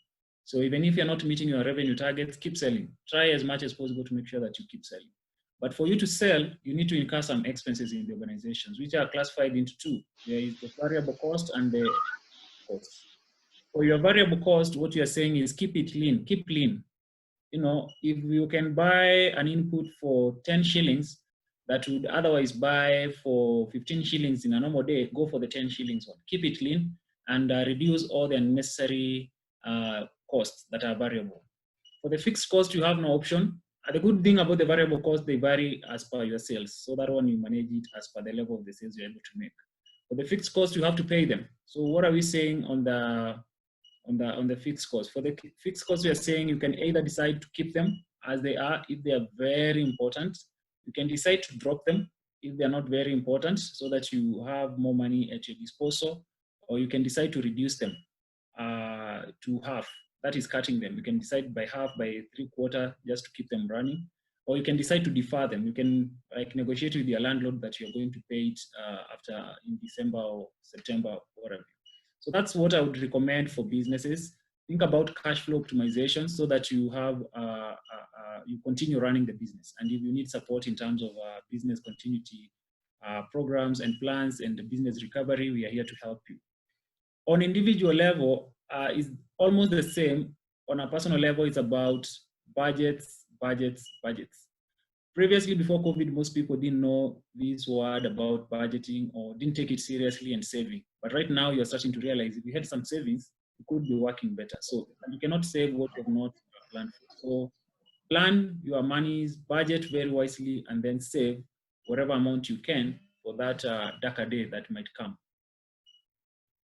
Thank you, Keldin. Over to you. Thank you so much for the emphasis on cash flow, which they say is the breadth of small businesses. And finally, Enoch, your final words before we wrap this up.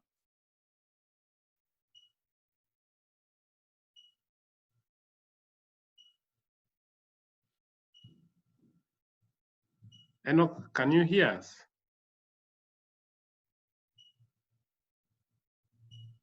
Yes, I can.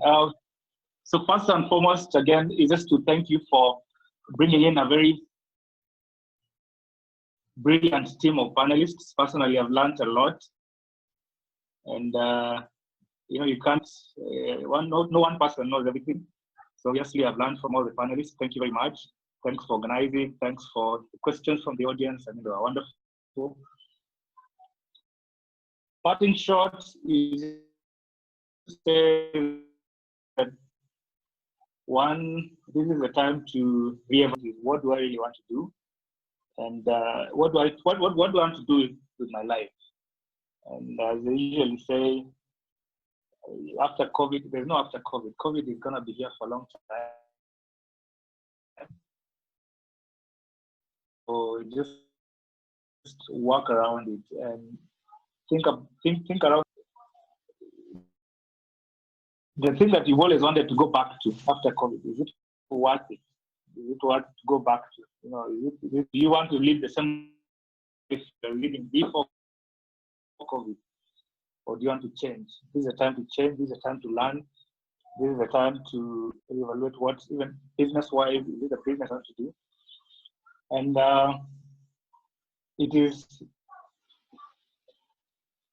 we have a lot of opportunity in this country. We just need to observe and to just see which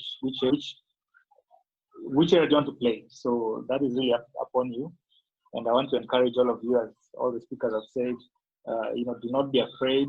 This is our country. Go ahead and do whatever you want to do, but of course, submit to the law. Don't do something illegal. So whatever business venture you want to do it. Learn as much as you can. And obviously, I mean, this is the time for disruption. It's been said, the big giants or the big businesses are being disrupted in a massive scale. And do not be afraid that your idea is too small. There's nothing like an idea that is too small. That too small idea, David and Goliath, is going to fall Goliath. So do not worry about it. Just go and do it. Thank you.